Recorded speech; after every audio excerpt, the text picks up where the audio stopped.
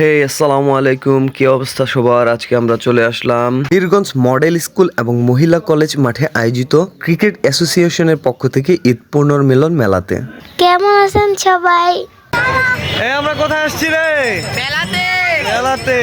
নাগরদোলা, নৌকা, ট্রেন সহ আরো কিছু রাইড ছিল। এছাড়াও ছিল খাবারের দোকান সহ বেশ কিছু কসমেটিক্সের দোকান। আচ্ছা, আমরা সর্বপ্রথম কোনটাতে উঠবো?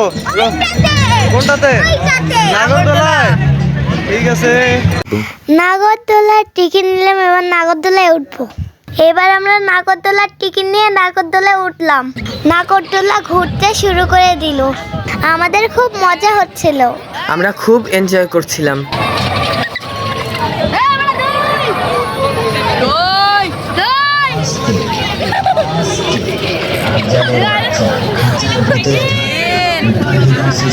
অন্যান্য মেলার মতো নাগরদোলা কিন্তু যন্ত্রচালিত ছিল না, হাত দিয়ে ঘুরিয়ে ঘুরিয়ে চালানো হচ্ছিল। নাগরদোলার উপর থেকে মেলার ভিউটা কিছুটা দেখতে এমনটা লাগছিল, খুব চমৎকার। হাত ছাড়বা না, হ্যাঁ। এই রাইডটার নাম জানা নাই, তবে আমার খুব ভালো লাগে। মেলার মধ্যে সবচেয়ে বড় আকর্ষণ ছিল এই নৌকাটা, তাই আমরা নৌকাতে উঠে গেলাম।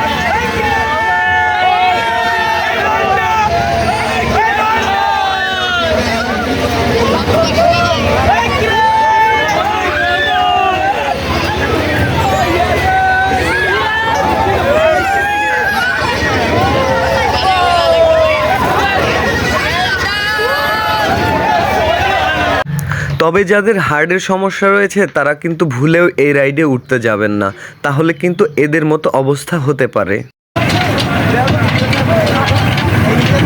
ট্রেন আমাকে নিয়ে ঝিকঝিক করে চলতে শুরু করলো। আমি হাতের পিঠে উঠলাম, আমাকে নিয়ে একাই চলতে শুরু করলো।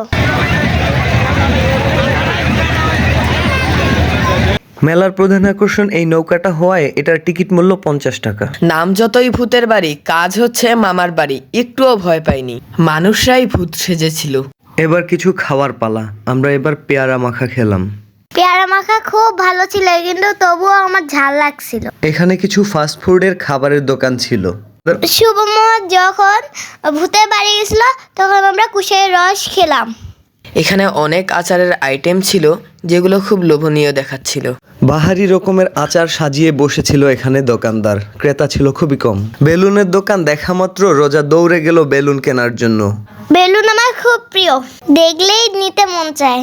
বেলুনের দাম 50 টাকা, একটি টাকাও কম নিচ্ছিল না। এখানে একটি দই ফুচকা ও চটপটির দোকান রয়েছে। দিনাজপুর বাণিজ্য মেলার মতো এখানে অনেক দোকান ছিল। এখানে ছোট বাচ্চাদের জন্য অনেক খেলনার দোকান ছিল। দিনাজপুর বাণিজ্য মেলার মতোই এখানে স্টল বসেছিল, তবে দিনাজপুর বাণিজ্য মেলায় বড় পরিসরে হয়েছে, এখানে একটু তুলনামূলক ছোট।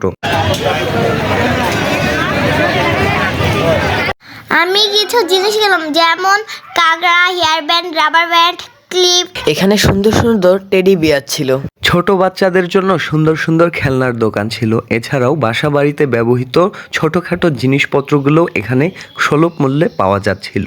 হাউএভার এভাবে আমাদের মেলায় ঘোরাঘুরি শেষ হলো। এবার আমাদের বাসায় যাওয়ার পালা।